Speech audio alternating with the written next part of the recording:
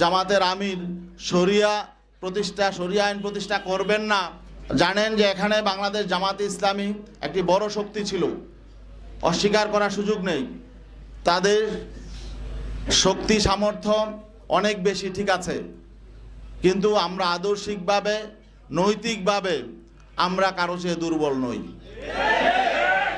আজকে আমাদের দুঃখজনক বাস্তবতা হলো আমরা অবাক বিস্ময়ের সঙ্গে দেখলাম জামাতে ইসলামী সম্মানিত আমির জনাব ডাক্তার শফিকুর রহমান তিনি স্পষ্ট করে বলেছেন যে তারা ক্ষমতায় গেলে প্রচলিত আইন অনুযায়ী রাষ্ট্র পরিচালনা করবেন, এবং তিনি যে খ্রিস্টান সম্প্রদায়ের প্রতিনিধির সঙ্গে কথা বলছিলেন সেই খ্রিস্টান সম্প্রদায়ের একজন সম্মানিত নারী তিনি স্পষ্ট করে বলেছেন যে আমরা আশ্বস্ত হয়েছি যে জামাতের আমির শরিয়া আইন প্রতিষ্ঠা করবেন না, এই ওয়াদা তিনি করেছেন, এই জন্য আমরা আশ্বস্ত হয়েছি।